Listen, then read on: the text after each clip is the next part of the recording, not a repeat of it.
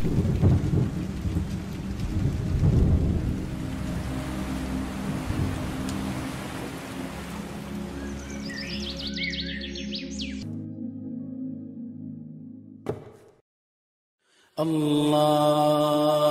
আকবার।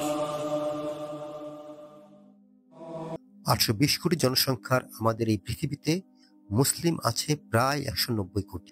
মুসলিমদের উপাসনার একমাত্র জায়গা হলো মসজিদ।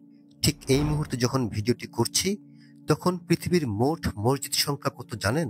36 লক্ষ মসজিদ আছে আমাদের পৃথিবীতে এবং প্রায় প্রতিনিয়তই নতুন মসজিদ তৈরি হচ্ছে।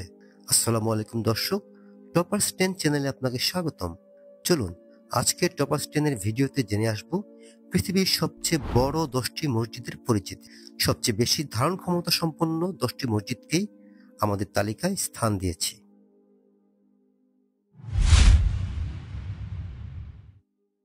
আমাদের এই তালিকায় 10ম স্থানটি ধরে আছে ইরানের জামকারান মসজিদ। জামকারান মসজিদ হলো ইরানের কোম শহরে অবস্থিত একটি প্রধান গুরুত্বপূর্ণ মসজিদ।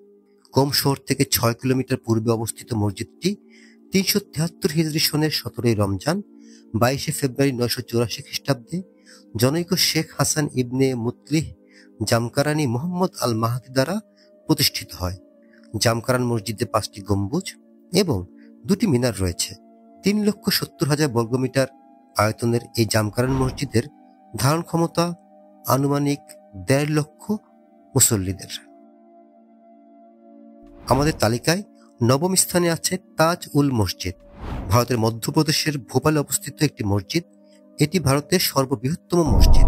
ভোপালে নবাব শাহজাহান বেগমের আমলে এই মসজিদটি নির্মাণ কাজ শুরু হয়েছিল। তহবিলের অভাবে দীর্ঘদিন কাজ বন্ধ থাকার পর 1985 সালে এর নির্মাণ কাজ শেষ হয়। 1,75,000 মুসল্লি একসাথে এখানে নামাজ আদায় করতে পারেন।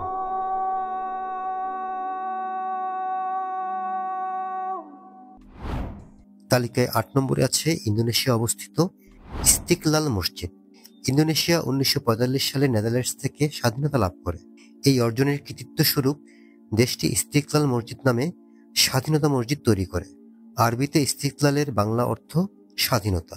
1978 সালের 22 ফেব্রুয়ারি ইন্দোনেশিয়ার তৎকালীন প্রেসিডেন্ট সুহার্তো ইন্দোনেশিয়ায় জাতীয় মসজিদ হিসাবে ইস্তিকলাল মসজিদের উদ্বোধন করেন। 98 হেক্টর জায়গা জুড়ে এই মসজিদটি নির্মিত। মসজিদটিতে 7টি প্রবেশপথ রয়েছে যা জান্নাতের 7টি প্রবেশের দরজাকে নির্দেশ করে। মসজিদে গম্বুজের ব্যাস 8 মিটার। আনুমানিক 2 লক্ষ মুসল্লি একসাথে এই মসজিদে নামাজ আদায় করতে পারেন। তালিকায় 7 নম্বরে আছে কাজাকিস্তানের আস্তানা গ্র্যান্ড মসজিদ।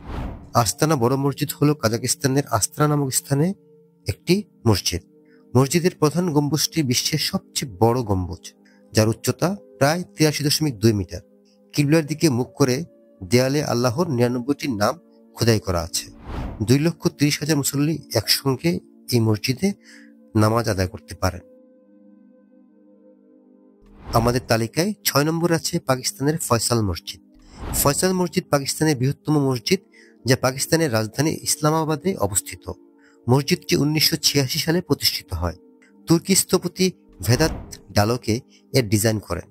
সৌদি বাদশাহ ফয়সাল বিন আব্দুল আজিজ এই মসজিদ নির্মাণে অর্থ সাহায্য প্রদান করেন। তাই এই মসজিদটিকে শাহ ফয়সাল নামে নামকরণ করা হয়।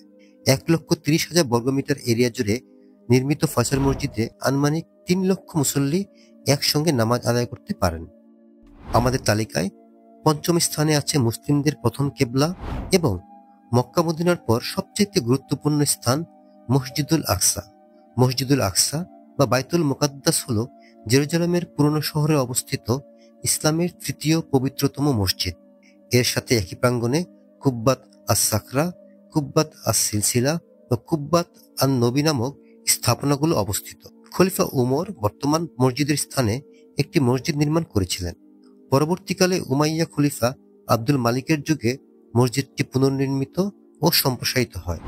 আল আকসা মসজিদ কম্পাউন্ডে 4 লক্ষ মুসল্লি একসঙ্গে নামাজ আদায় করতে পারেন। তালিকায় 4 নম্বরে আছে পাকিস্তানের করাচিতে অবস্থিত গ্র্যান্ড জামে মসজিদ। গ্র্যান্ড জামে মসজিদ করাচি বাহরিয়া টাউন জামে মসজিদ কমপ্লেক্স নামে পরিচিত। মসজিদটি মুঘল, ফার্সি ও তুর্কি স্থাপত্য শৈলীর মিশ্রণে নির্মিত।